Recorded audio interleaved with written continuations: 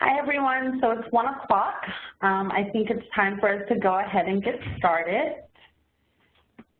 Cecilia and Lindsay, does that sound all right with you? Are you all ready to get started? Yes, absolutely. Good to go. Okay. So good afternoon, everyone, and welcome. My name is Dantel Proctor. I'm from the National Student Attendance Engagement and Success Center. Welcome to today's webinar, Teaching Attendance, Involving Educators and Attendance Improvement Strategies. Before we begin, I would like to share some brief details about today's webinar. Today's webinar will last for approximately 60 minutes with time for questions. We'll be placing everyone on mute upon entry. Please do not unmute yourself, but instead refer to the chat function on the right side of the screen if you have a question or a comment. Please feel free to log your questions as the presenters are speaking, and we'll leave time at the end to answer them. If we don't have enough time to get to all of the questions, we'll reply to participants by email within the next 5 to 7 days. We encourage you to ask questions or simply leave a comment. Today's webinar is one of a number being offered by the National Student Attendance Engagement and Success Center during 2018. This is a new technical assistance center funded by the Department of Education's Office of Safe and Healthy Students. The mission of the center is to help disseminate evidence-based practices and build and facilitate communities of practice to help students attend every day, be engaged in school, and succeed academically so that they graduate high school prepared for college, career, and civic life. The two communities of practice referred to in the center's mission are focused on the 30 national My Brother's Keeper Success Mentor sites and the many SIG and SIG-eligible schools throughout the country that are working to implement early warning system programs to address chronic absenteeism. Although we have run into several unanticipated delays in launching the TA Center website, we're pleased to announce that we recently took a significant step forward in this process, and we hope the site will be live very soon. Today's webinar is being presented by Cecilia Leong and Lindsay Wisely. Cecilia Leong is the Associate Director for Programs at Attendance Works. Since joining Attendance Works in 2011, she has helped expand the technical assistance resources available to communities across the country.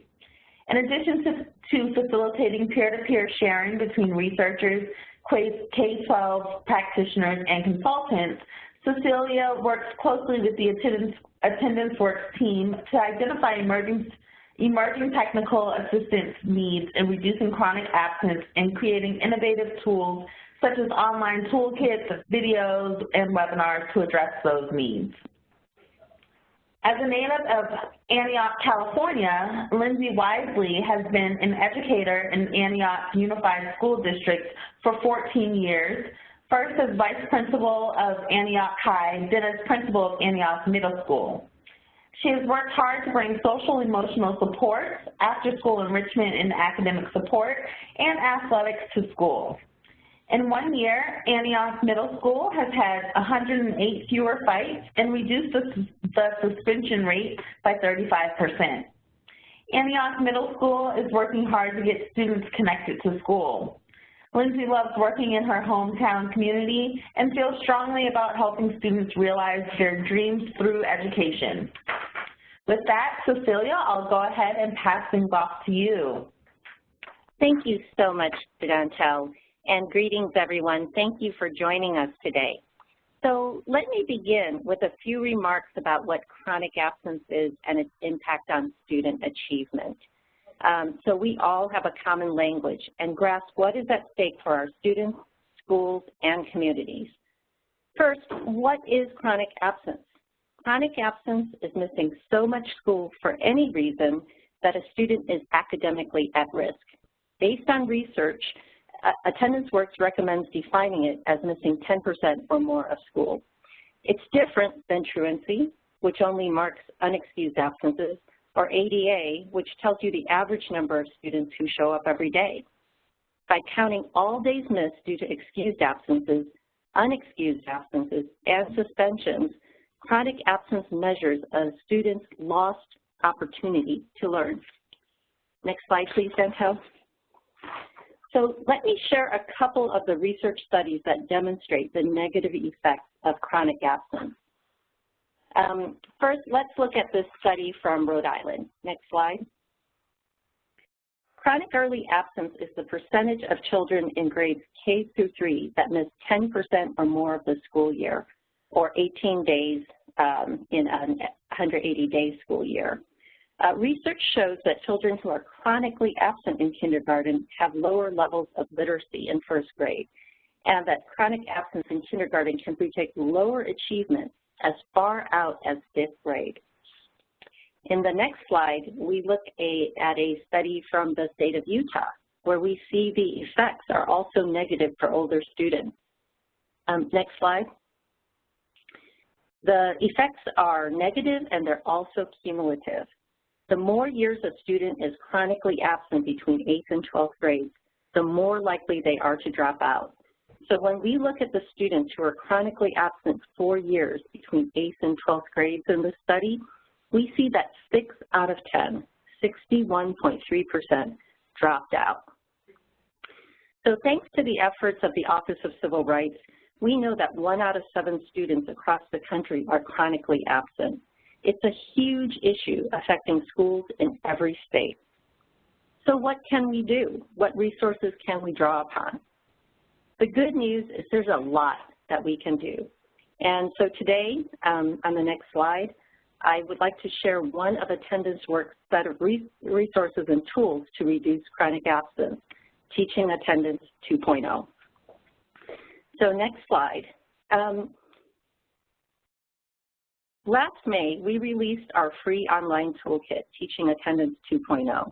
We created it in partnership with the Parent-Teacher Home Visits project, and Teaching Attendance 2.0 is our deepest attempt to assemble proven strategies to equip educators to improve attendance. We recognized that families and students listen to what their teachers have to say about many issues, including attendance. But often, teachers are silent because they either don't know what to say or don't see addressing absences as part of their job. So next slide. We began by offering a framework of tiered interventions, beginning with universal prevention strategies, adding early intervention strategies, and finally intensive interventions and supports. We deliberately inverted the traditional pyramid to emphasize the importance of prevention and early intervention. So when you look at this graphic, it looks like a funnel. At Tier 1, when students feel safe and welcome at school, when they have positive relationships with teachers and school staff, and when families grasp the impact of absences, they are more likely to be in school, thus lessening the need for interventions at Tier 2 and Tier 3. We really recognize that teachers and school staff at the building level are critical to prevention and early intervention strategies. So let's go to the next slide. Who can teach attendance? Obviously, I've been talking about teachers, but here's a chance for you to think and tell us some of what you're seeing in your own school or district about who can teach attendance. So as we worked on this, we really saw that teachers are obviously one of the groups that can make a difference, but also in the building are administrators, resource specialists, instructional aides, school secretaries, social workers, counselors, bus drivers, cafeteria workers, basically everyone in a school building who has daily contact with students and families can make a difference. So Chantel, what other folks, what other types of people in a building does our audience see as critical for teaching attendance, for prevention and early intervention?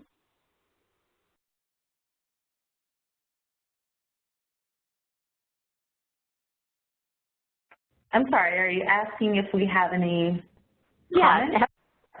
Have people filled in anything in the question and answer box or chat? No, I'm sorry, none yet.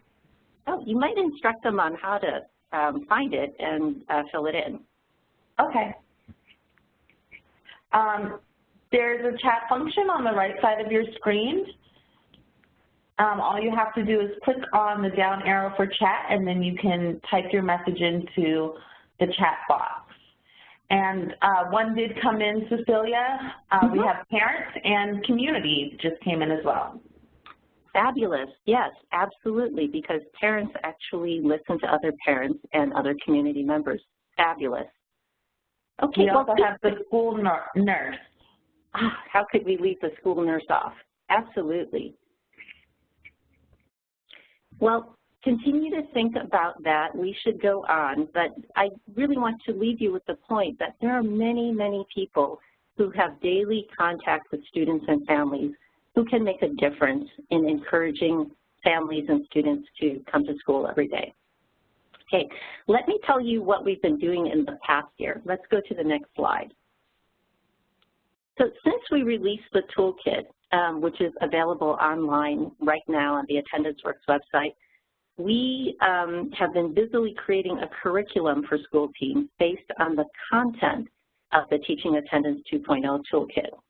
And there are 3 online learning modules which we will be releasing beginning later this spring throughout the year. And the modules are free and available to everyone. So let me describe what is in the curriculum. In Module 1, we address core concepts such as what is chronic absence? Why does it matter for student success? How can we make a difference? And who can do something? Much like we were beginning to think about in the previous slide. In Module 2, we focus on creating a culture of attendance at the school. Learners explore ways to cultivate a welcoming environment, build positive relationships with families and students, use effective messaging, and recognize good and improved attendance. They also have the opportunity to anticipate attendance dips throughout the year. And finally, in Module 3, using data for intervention and support, learners use attendance data to identify when students are off track, why students may be absent, anticipate needed supports, and connect with students and families at times that make sense, like parent-teacher conferences.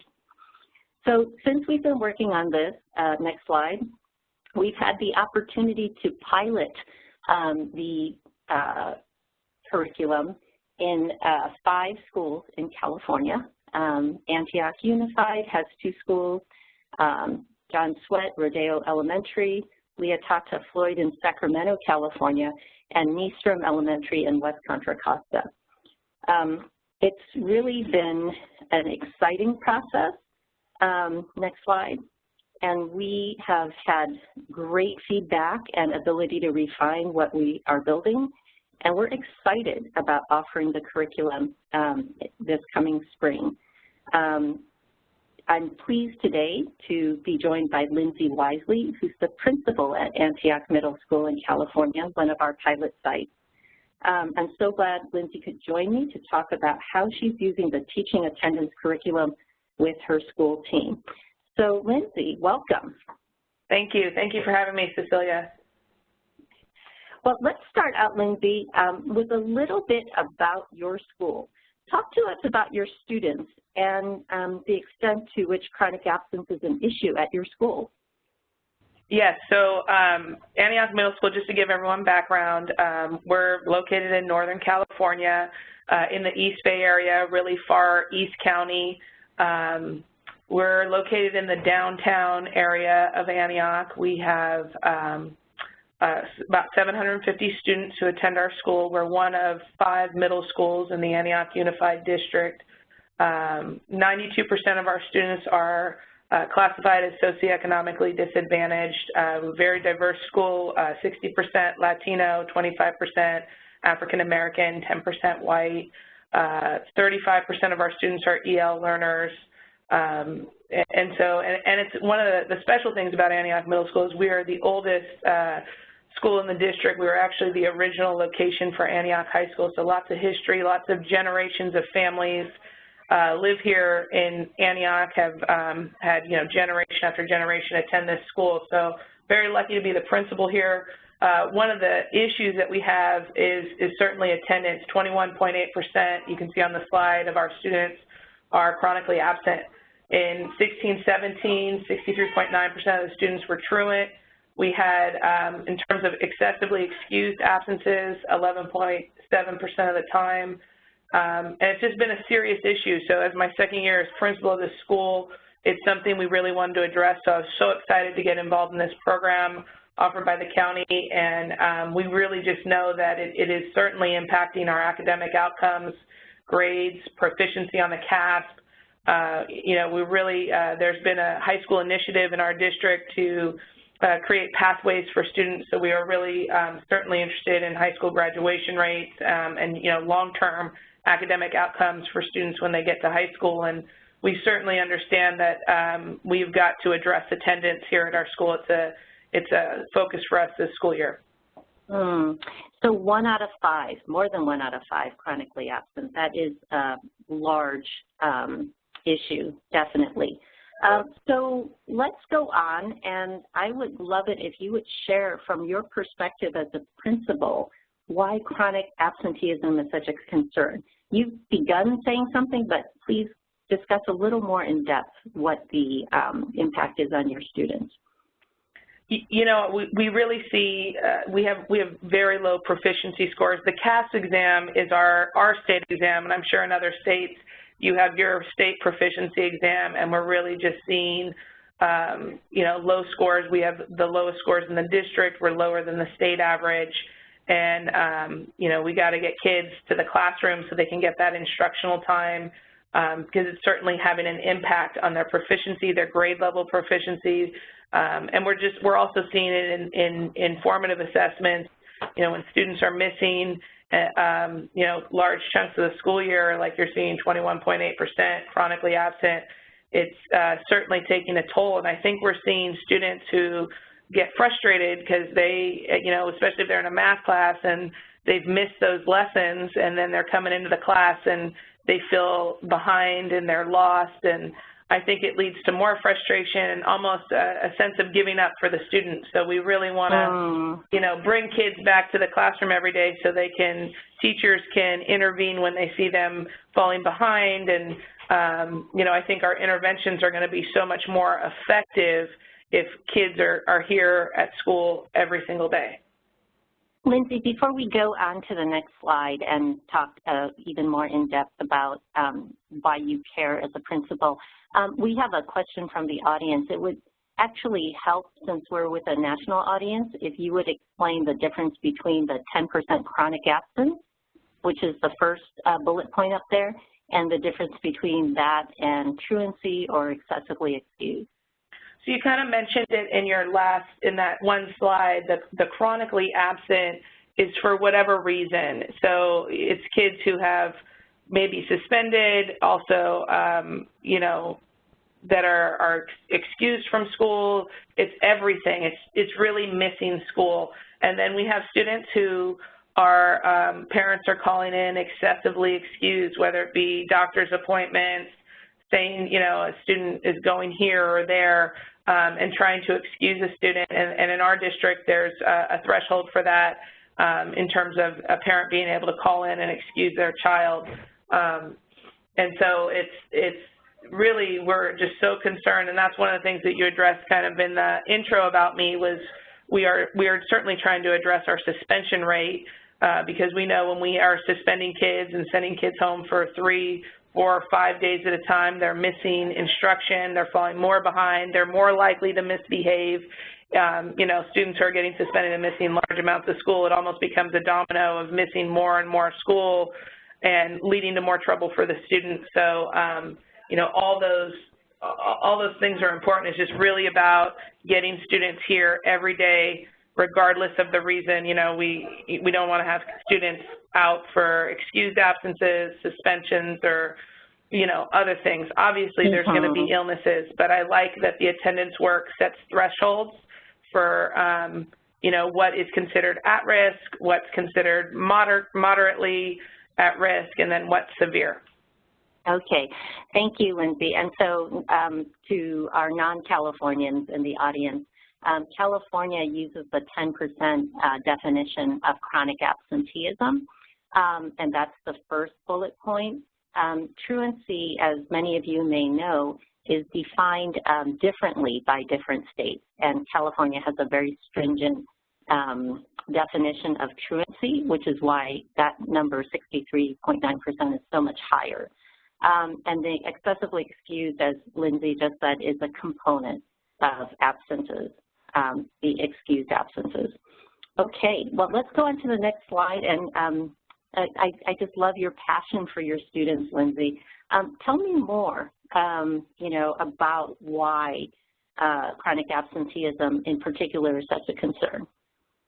You know, when I came in as principal last school year, it was really important for me to get students connected to this school. We didn't have a lot of ways for students to get connected when I first stepped in, and we've really brought back the arts, music, drama, choir, athletics, really just trying to get kids to enjoy school, you know, want to be here, want to learn.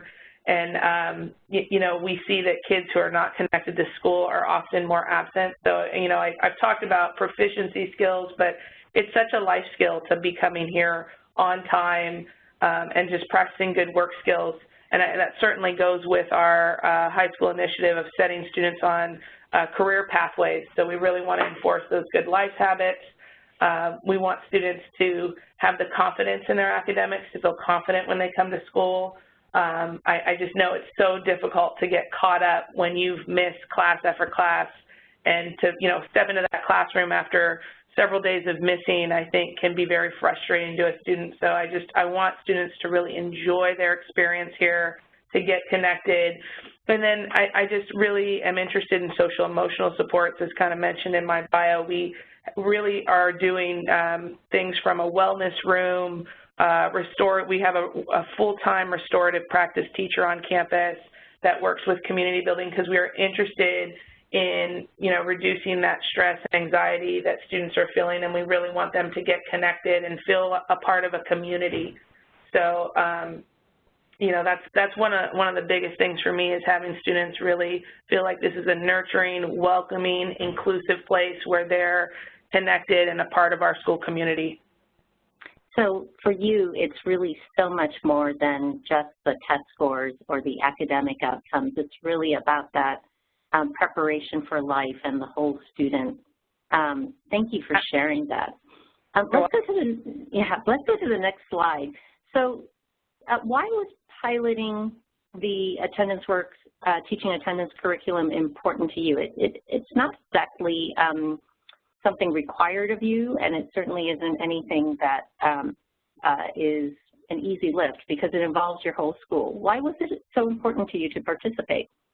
You know, my administrative team has really sat down, and we have this cycle of inquiry looking back at our school vision that we've kind of worked together with all our stakeholders to build when we came in.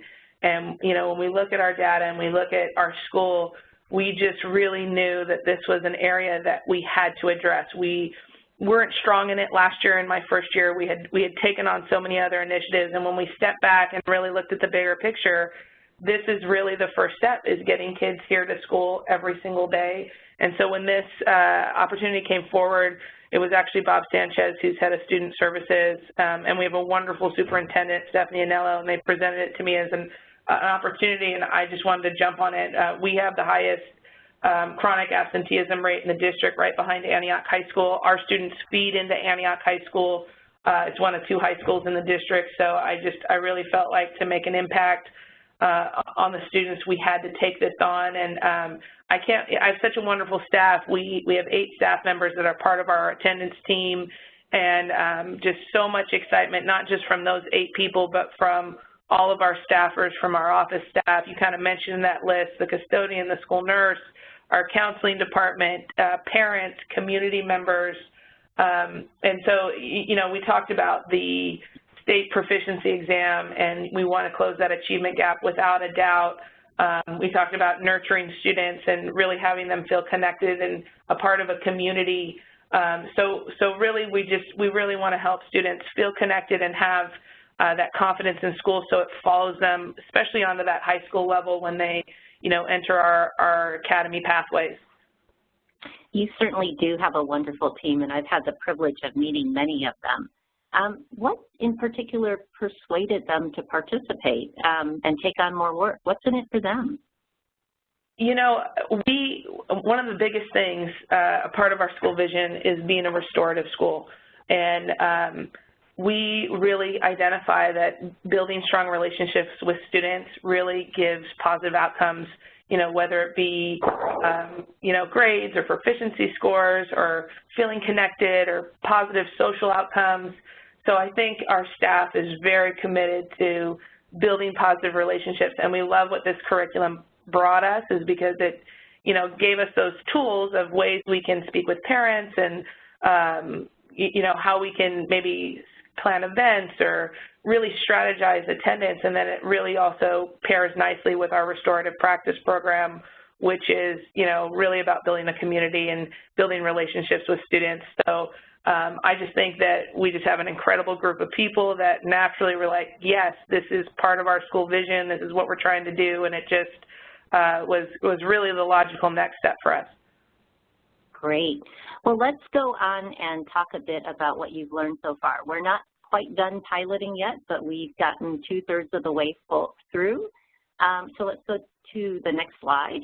And Lindsay, tell us what you've learned so far from taking the modules and from the experience.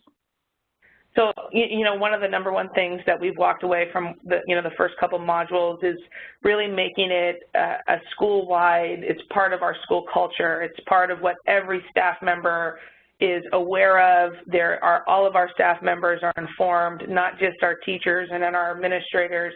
It's really a team effort. And like I said, one of the things that works nicely, one of the things that can be frustrating, you know, in education for any educator, whatever state you're coming from, there's lots of initiatives and, you know, people are pulling in this direction, that direction. And this, it really goes well with all of our restorative practices, whether we're, you know, talking about PBIS, which is positive behavior supports, if you're not familiar with that. You know, it goes along with our restorative and our community building circles that we do in the classroom. And I think we've learned that it's a team effort, and that we have to have positive messaging and we have to build relationships with students. So it really is, you know, very, very inclusive and about just really making our school an inviting and a safe place, you know, for everyone. Great. So let's go to the next slide. I can see questions popping up all over the place for you in regards to your last remark. So let's finish up, and then we'll let people ask questions. And please, if you have thoughts that you want Lindsay or I to address, go ahead and put the questions in the chat box now.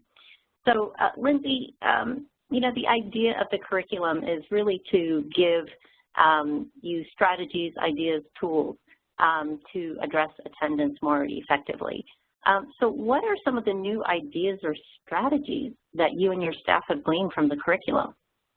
Well, one of the great things when we were all together in November for training with you, Cecilia, you gave us time to kind of sit and talk as a group about, you know, events and, you know, plan ideas of how we can roll this out. One of the things that came up was our 6th grade orientation.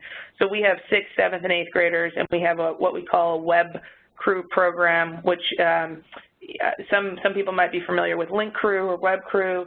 This is a mentoring program, so our 8th graders mentor the 6th graders, and we have an orientation that we've been doing for several years, but we thought about, as a part of that orientation where we do a hot dog barbecue and we take the kids on a tour, we really thought about having a parent workshop on that day and really kind of scheduling it so it works with our registration. So the parent comes in to register, the student goes into this, you know, orientation with our web crew students, and then we get to pull them in for some workshops. And we really felt like this was a great chance to have a captive audience and give them information on attendance and all that positive information, so they're armed with that, you know, all the statistics and facts and the thresholds for, you know, what chronic absenteeism is.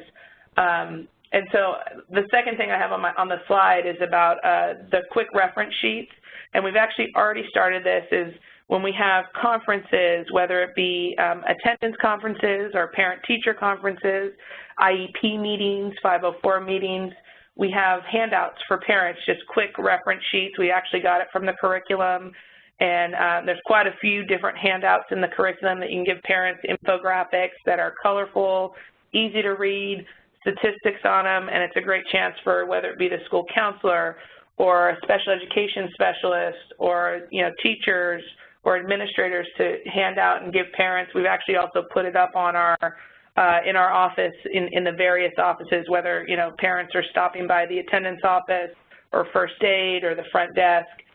We have these infographics.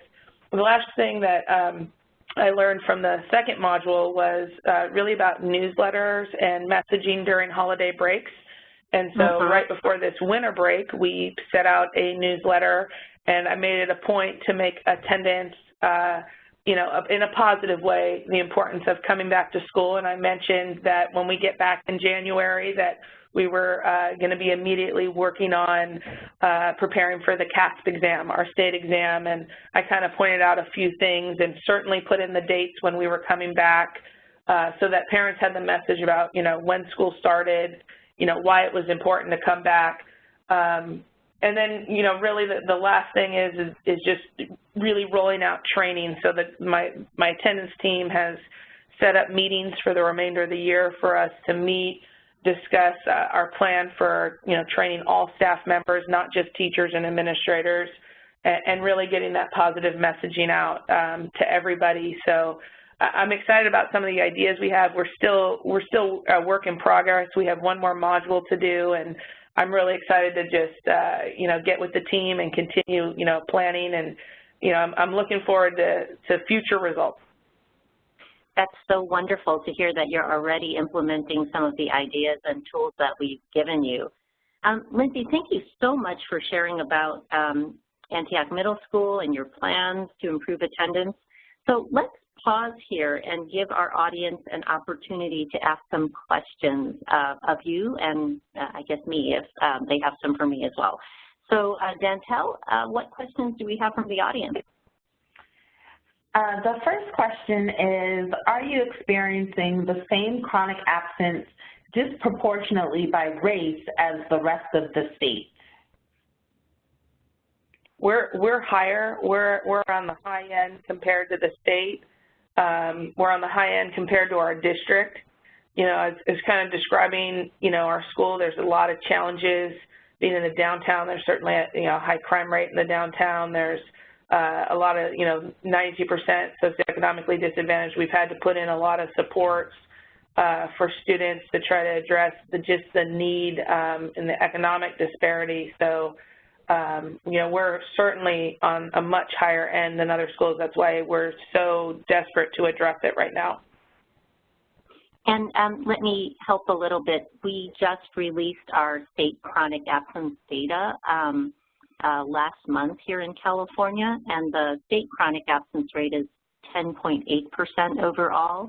And so Lindsay's right, her school is about double the overall chronic absence rate as compared to the state.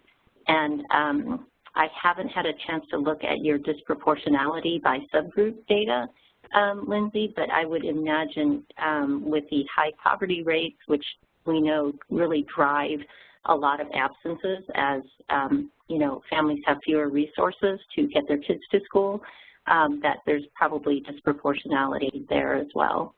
And feel free to say one of the more. things that we found that has helped families and that our district has been really good with is bringing in resources. We have a mobile health van that comes on campus to help students who need resources with health care. We have a mobile mall that comes and brings food and clothes and goods, and it's all free, and parents can pick it up on Saturdays. We do connect with the Contra Costa Food Bank.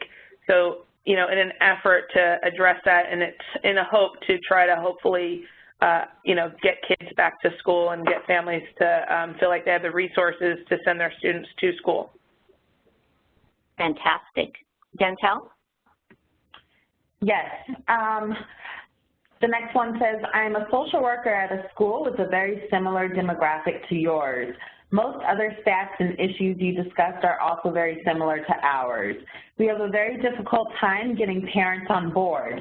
Many of them have little to no education themselves, and so we have a hard time getting them to get behind what we're trying to do. Have you encountered this? Have you found anything to be helpful, either getting them on board? And many interventions include families, and we just can't seem to make it work. Yes, I love that question, and one of the things I really struggled with that when I was at the high school, and it really wasn't addressed till I came down here at the middle school, and I have a full-time restorative practice teacher, and obviously that's really costly for a district. I'm very grateful to our district for having that. But one of the things we found when we bring families to circles, and we use the International Restorative Practice model, where we ask really families 4 questions, and what we find when we bring parents to the circle is that all parents have really the same intent for their children. They all love their students and their kids, and they want the best for them in the end, no matter what demographic you're looking at. And so when we find that common ground with a parent, we really feel like we can reach them, and that's what's great about restorative practices is it really hits your heart, and I think it hits parents in the heart. So, you know, that's been one of the things that has helped us overcome that hurdle is when we bring families together, and I have a very magical teacher that does just a tremendous job assisting the administrative team with getting parents on board. And we've done over 300 of these circles in the last year and a half, and I really feel like that was certainly a hurdle for us, but that's one way we've been dealing with it is through restorative circles. Great, thank you, Lindsay. The next question says, how do school administrators get teachers to take on the role of talking to parents about attendance when they feel like it's not their job? Say that, can you repeat that question one more time? Yep. How do school administrators get teachers to take on the role of talking to parents about attendance when they feel like it's not their job? Yeah, okay, so one of the things that we've changed, and it was certainly a stretch for me as an administrator, was when we have meetings, we meet in a circle. We no longer meet with me standing in front of everybody and everybody facing me in this very top-down format. When we have meetings, when we get together as a staff, we meet in a circle with everybody on the same footing, and we really try to take that team approach. That's why this curriculum really matches our restorative approach, because not only do we try to be inclusive in the classroom, we're trying to do the same with our staff. So it's really been about us tackling things and having more open discussion, less me telling teachers and staff members we're doing this. You know, it's less top-down management and more of a collaborative discussion so we have ownership. And I think really distributing the leadership and having teachers in a variety of leadership roles on campus has really helped for everyone to feel like they're taking part. And even our classified staff, so our support staff, such as our librarian or our secretaries or our custodial staff, I think we really try to distribute leadership to everybody and everybody take a role and pitch in, and that's what's been great about coming to Antioch Middle School is we have just a very inclusive staff. Lindsay, may I add in answer to that question? When I talk with teachers, one of the frustrations they have is that when students are absent, particularly in middle school or high school, but at all levels really, it puts them off pace. So they come back and they don't know what's going on, and teachers have to reteach or figure out what to do with students at different levels. So if it's not enough that you care about the student, you want them to learn and, you know, have every intention of helping them, which I would say the vast majority of educators get into the business to do that, it's also just simply less pain for you. If your students are attending regularly, you don't have to work so hard with reteaching and homework packets and all that stuff that you have to do when students are missing. Exactly, and I think that's one of the first things that we've done is really talking to teachers about the why, and they have come to that conclusion on their own. That was part of our staff discussion is, you know, other teachers saying, hey, you don't have to go back and, you know, reteach, you know, 7 different times if the students are there, or, you know, it's really a help to keep students on track. So I like that you said that, Cecilia, because that was some of the dialogue with my teachers when these modules first started. Thank you, Lindsay. The next question is, are there materials already created that has statistics and information based on student absence that can be used to hand out to parents? So Cecilia, I'll let you take that one. Yeah, so absolutely. So if you take a look at the Attendance Works website, you can find many of those materials under our resources section. You can either look at the Teaching Attendance Toolkit, which has links to the different flyers and infographics that Lindsay is referencing, or you can, you know, search for it in the site under different topic headers. But it's all there, and we deliberately created these resources free of charge so that people don't have to reinvent the wheel. And there's very practical guidance. We try our best also to offer these resources in Spanish as well as English. Can't say we're 100%, but we've done a pretty good job with the basics. And then just a comment to those of you who are working with parents who may have low literacy rates. You know, the infographics are great. We have social media memes, but also we have videos, which can be really helpful if you're trying to engage with someone who isn't comfortable reading text in large quantities. So take a look at that as well. I got to say that the infographics are really good, and the statistics were helpful for us as a staff to just get quick information out to our staff, and then it's been well received by the parents when we've handed out those infographics, pretty easy to read, and like you said, in English and Spanish, so you don't have to reinvent the wheel or make your own flyer up. They're all there for you. Great. Are these initiatives being instituted at the feeding elementary schools? Chronic absence starts sooner than middle school. Absolutely. So we've had other initiatives going on. Not this particular initiative is only being piloted right now by myself and Antioch High School. I think there's been certainly other things that have gone on in our district, you know, around attendance. This particular set of modules have been very helpful, and I agree we got to get this district-wide so that when our students, we have 4 different elementary schools that feed into our middle schools. So yeah, I wholeheartedly agree. I think this is, we're in the pilot stage right now, and I'd love to see this be a district-wide, you know, county-wide, because it's powerful stuff. Well, 2 comments to add to that. One, your district office has long been a leader in addressing chronic absence district-wide, K-12. And so we have worked in an attendance learning network with your district administrators. So definitely it is elementary. And then I think for the purposes of this audience, one thing to note that I didn't say about the modules. Module 1 is for everyone because they're basic concepts. But the second module and the third module actually have an elementary and a secondary version. So we totally recognize the importance of addressing chronic absence as early as possible, kindergarten certainly, and I think we're increasingly also looking at pre-K as well, because that's where we're building the habits and getting things right the first time so we don't need to remediate.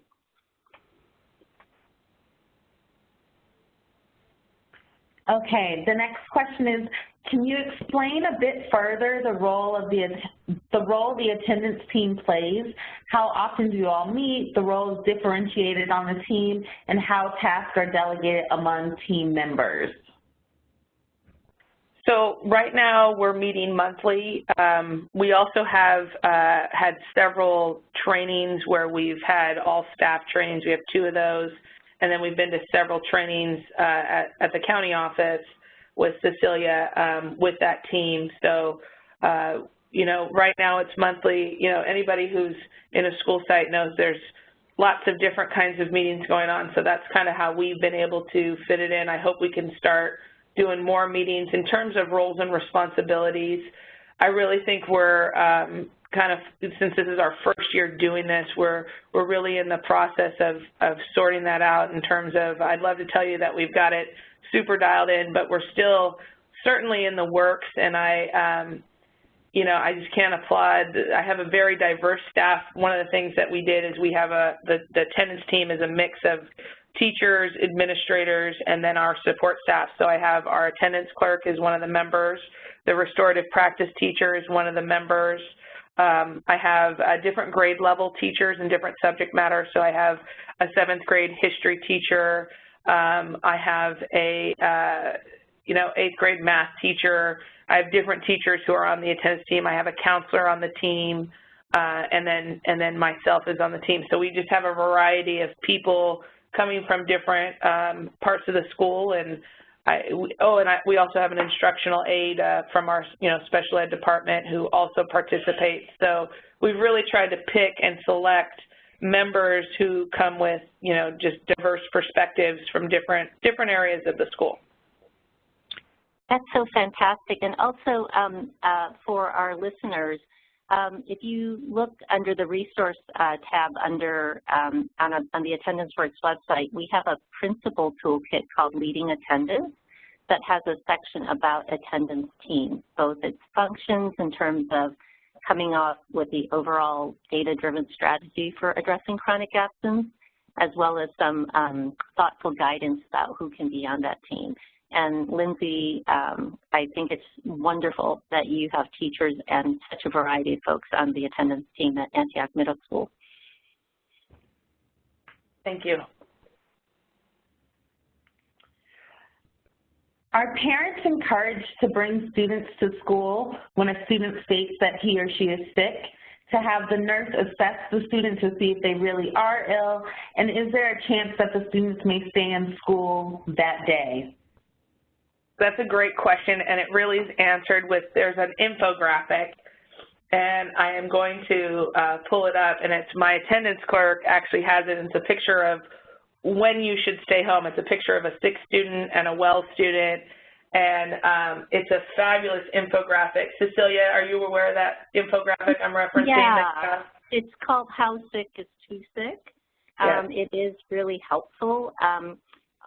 The one comment I would make for folks who are in different districts is that feel free to take a look at that. Just make sure that the guidance, which is, you know, from one jurisdiction, is actually in line with your district policy about wellness and illness.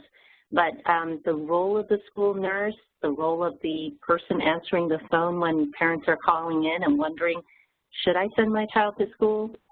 Having that kind of knowledge available to them really cuts down on the number of absences that aren't necessary due to illness. But it does keep sick kids out when we should. I mean, we're having a really bad flu season, so that certainly is one of those situations where you don't want people spreading disease.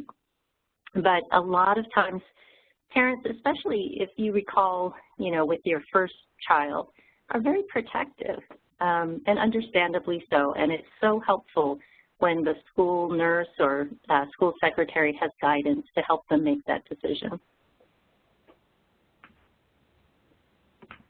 Great. Lindsay, please describe what goes on at a parent workshop.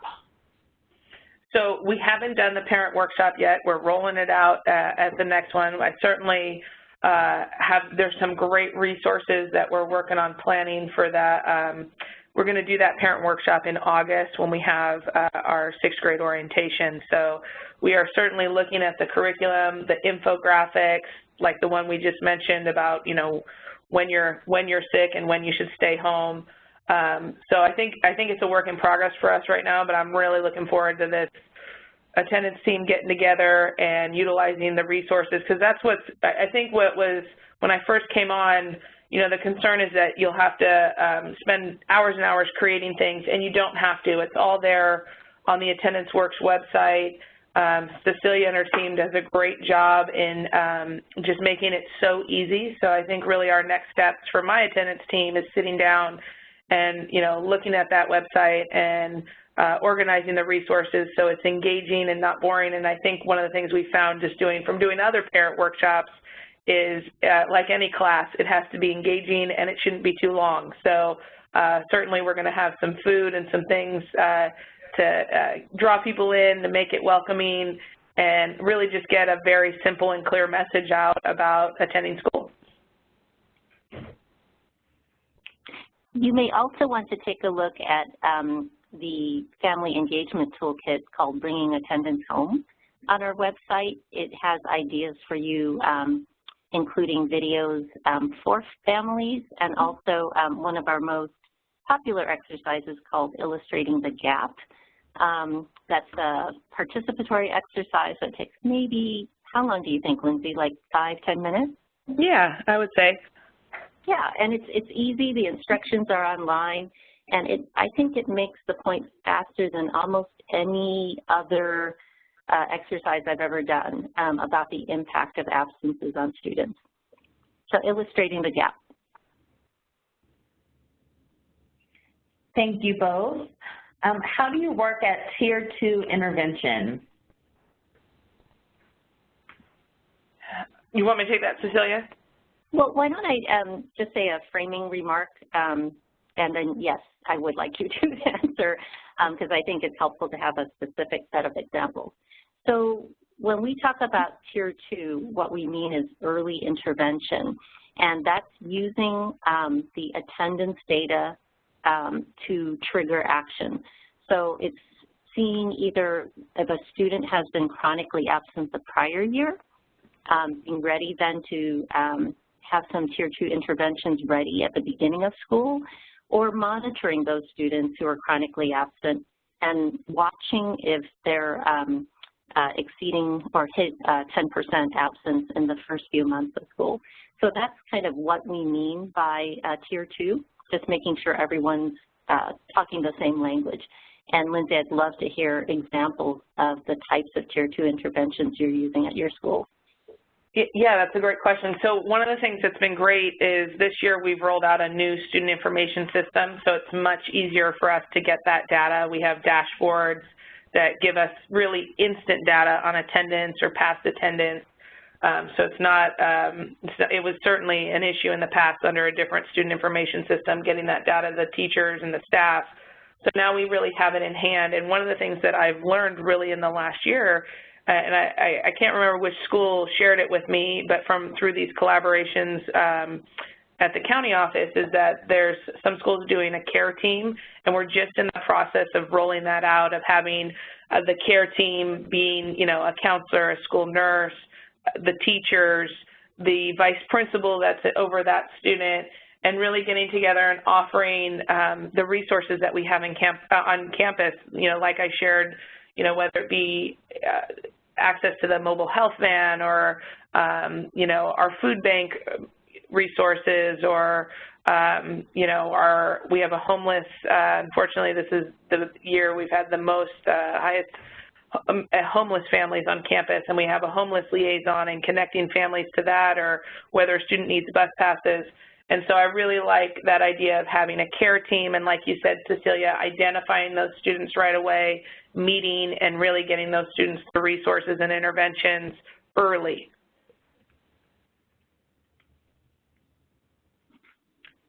Thank you, Lindsay. Are you doing anything specifically targeted towards homeless students or parents? Yeah, so that's a great question, because like I said, we've seen just a huge spike in the number of homeless families. You know, if you're familiar with California, it's a very expensive place to live. Antioch, where my school is at, is one of the more least expensive places, but still families get priced out of the real estate market here.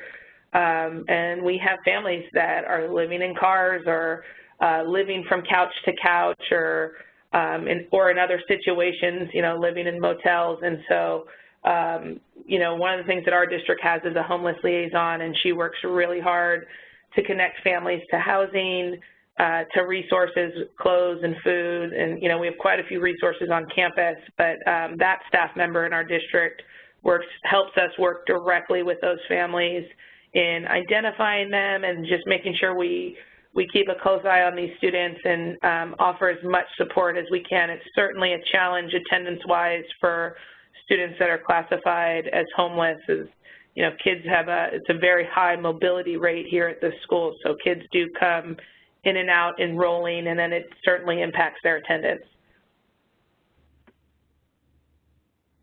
Thank you. Is there any special incentive that you think works better with students? It's really interesting to ask that question, because our next meeting that we have coming up in about a week is all about incentives. And we're a few years into being a PBIS school, Positive Behavior Intervention School, where we focus on positive incentives. And so that's something we're going to discuss. We've certainly had some sidebar conversations, so I'm looking forward to us getting together in a week or so and having our attendance meeting and really planning out incentives. So I think, to answer that the best I can, I think it's still a work in progress for Antioch Middle School. Don't forget, Lindsay, that in the online teaching attendance toolkit, the 2.0 toolkit, there's a handout on incentives. So some ideas for you in there if you want to take them. Awesome. I'm going to check that out. Thanks, Cecilia. There's tons of stuff on the website, so that'll be great for our meeting.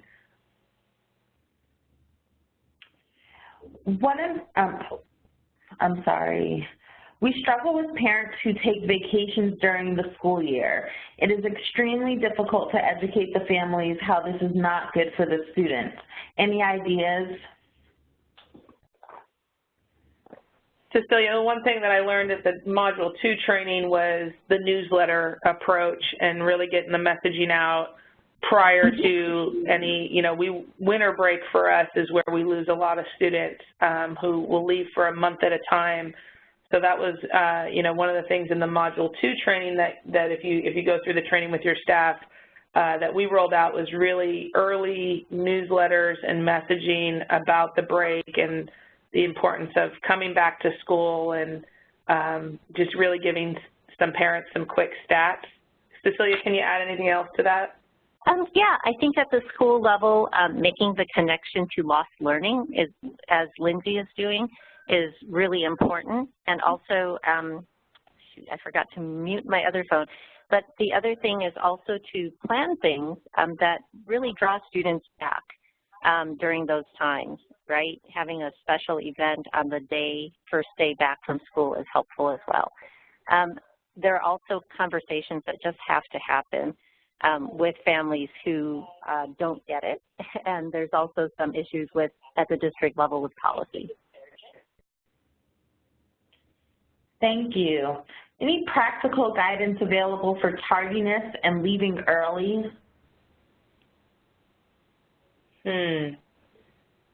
It's certainly, tardiness is an issue at my school. We've tried lots of different things in terms of consequences. We've tried rewards. It can be a struggle, students being tardy to class. Not as much leaving early at my school, but I think really the approach that's working for us is just having a whole school effort and teachers having an effective management planning in class and, working through your classroom management plan on what the expectations are, and then, as an administrative team, just really staying on top of following up on tardies has been the most effective for us. Lindsay, do you find a difference between when a student is tardy because they're, it's something within their control versus there's some reason driving the tardies, like, for instance, having to take a younger sibling somewhere else or I think Certainly in the morning time, that can be an issue. We do have some students. We're within a block radius. There's 5 schools. There's elementary schools. There's continuation schools. There's a high school. So we do have siblings that are walking other siblings to school. So that can be the case. I do feel like good teaching does the heavy lifting, and I know that sounds. You know, I'm certainly an administrator, but students who know they have to get to class, that there's a warm-up on the board and the teacher expects them and the class is, you know, rigorous and on track, that strong teaching helps to make up for, you know, students really taking it serious and getting to the classroom. So teachers play a really powerful role in, you know, getting students there. Mm-hmm. Well, I can see from the ending slide that we're out of time, but Lindsay, you've been so inspirational and so generous in sharing the lessons you've learned. Thank you so much for being with us.